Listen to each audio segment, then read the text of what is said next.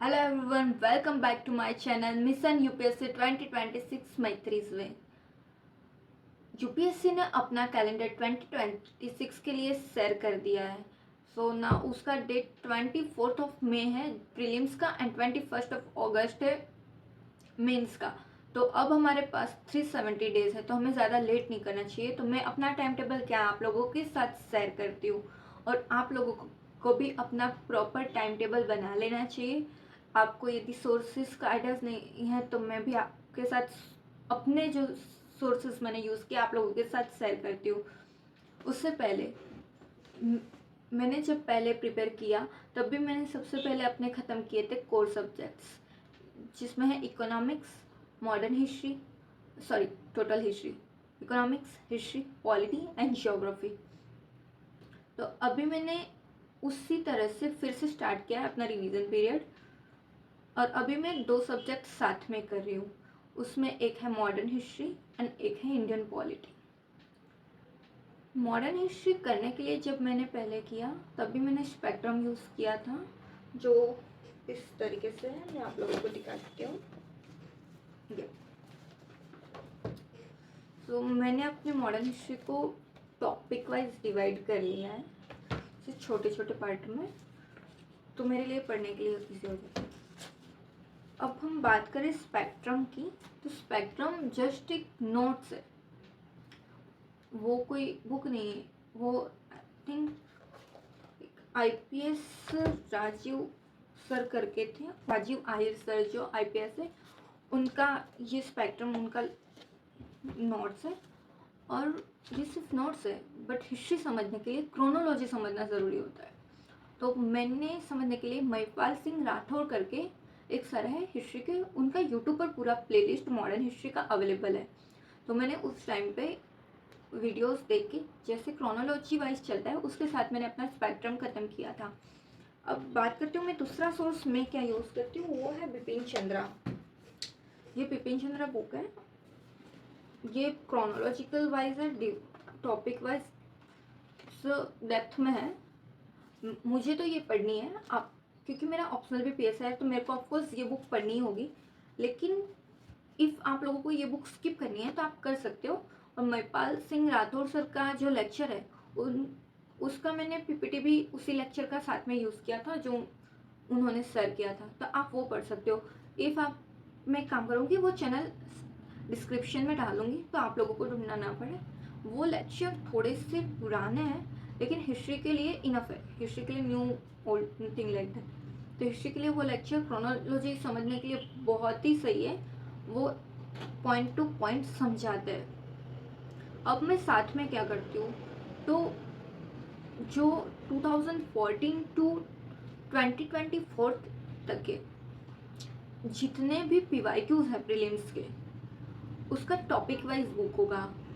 जैसे कि अनअकैडमी का भी अवेलेबल है। आई थिंक मृणाल सर का पर्सनली एक बुक आता है, आई थिंक किसका है वो तो नहीं, उसमें भी टॉपिक वाइज दिया हुआ है सारे सब्जेक्ट्स और उनके भी सब टॉपिक्स।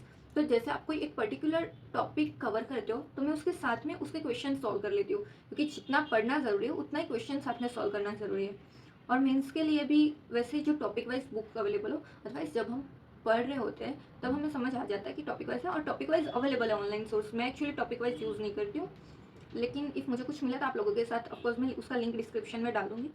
तो मैं जैसे कि आज मेरा फर्स्ट टॉपिक ख़त्म हुआ तो मैं उसका पीवाईक्यू उस दिन सॉल्व कर लेती हूँ। उसके बाद हम बात करते हैं पॉलिटी की। तो पहले जब मैंने पॉलिटी किया तो मैंने 11th का एनसीईआरटी जो ये है इंडियन कॉन्स्टिट्यूशन एट वर्क, ये पूरा किया था। हमारी बेसिक अंडरस्टैंडिंग के लिए ये बहुत ज़्यादा ज़रूरी है, क्योंकि इस बुक में एकदम डीपली दिया हुआ है जिसकी डेफिनेशन बेसिक अंडरस्टैंडिंग है।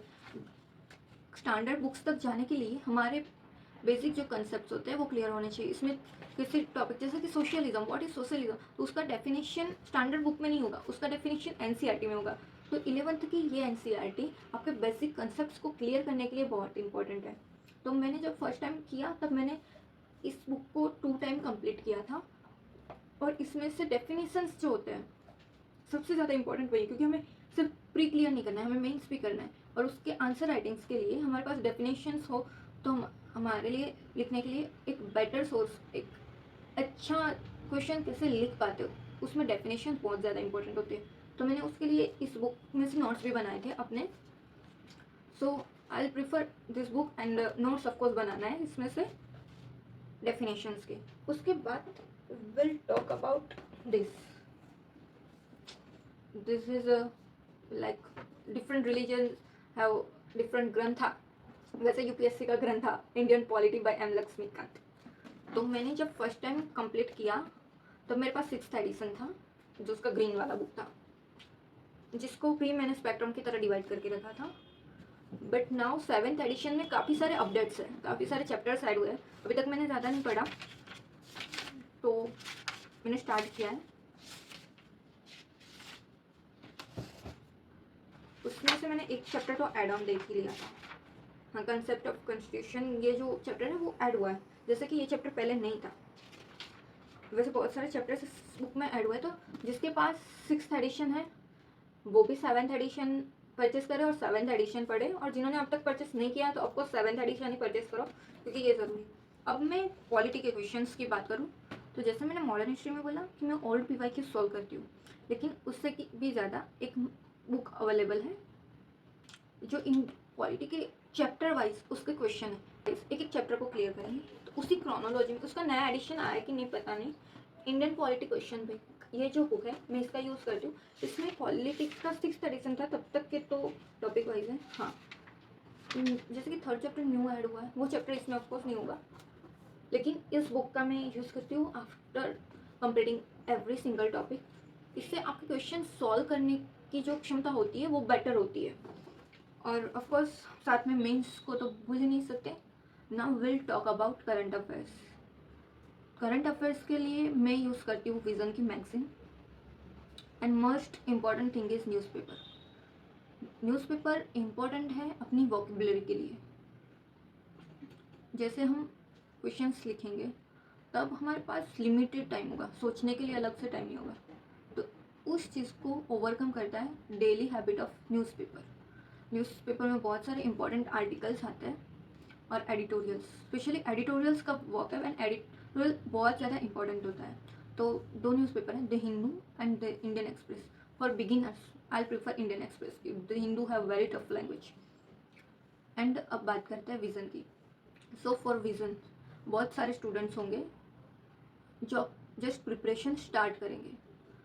फॉर देम एक PM पाठशाला करके है यूट्यूब चैनल, वो अपने topic wise every subject wise every month वो डिफरेंट प्लेलिस्ट होता है हर मंथ का, वो विज़न का करंट अफेयर्स की PDF जो होता है वो स्क्रीन पे शेयर करेंगे और आपको पॉइंट टू पॉइंट समझाएंगे। क्योंकि बहुत सारे स्टूडेंट्स हैं जिन्हें अब तक कोर सब्जेक्ट्स कंप्लीट नहीं करेंगे, जो अब से प्रिपरेशन स्टार्ट करेंगे, उन लोगों के बेसिक्स क्लियर नहीं होंगे, अभी आर्टिकल्स के बारे में पूरा नॉलेज नहीं होगा, तो आप अपने सब्जेक्ट्स खत्म होने तक का करंट अफेयर्स के लिए वेट नहीं कर सकते। तो फॉर देम ये बेस्ट चैनल रहेगा, तो इसका भी लिंक मैं अपने डिस्क्रिप्शन में शेयर कर लूँगी। नाउ आज मैं कुछ ज़्यादा रिकॉर्ड नहीं कर पाई, मेरे पास 2 क्लिप्स है, I definitely share with you. Okay, अब हम बात करते हैं टाइम टेबल की।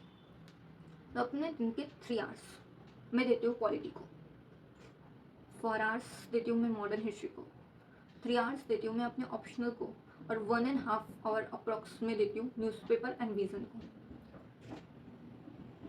मैं सबसे ज़्यादा टाइम मॉडर्न हिस्ट्री को देती हूँ, और मैं जब अपने दिन की शुरुआत करती हूँ तभी मैं हिस्ट्री लेती हूँ। हिस्ट्री सब्जेक्ट बहुत ईजी है, लेकिन इसका क्रोनोलॉजिकली माइंड में रखना बहुत ज़्यादा इंपॉर्टेंट है।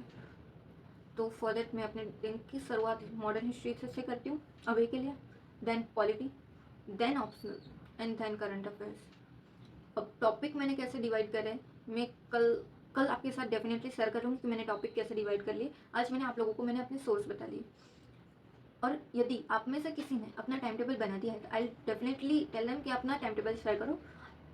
तो और जिसने नहीं बनाया तो उनके लिए ऑफकोर्स ये हेल्पफुल रहेगा कि आपको कैसे डिवाइड करना है, कैसे टाइम टेबल बनाए। और जिसने बना लिया आई टेल के अपना टाइम टेबल कमेंट सेक्शन में शेयर करना, will help each other to grow together.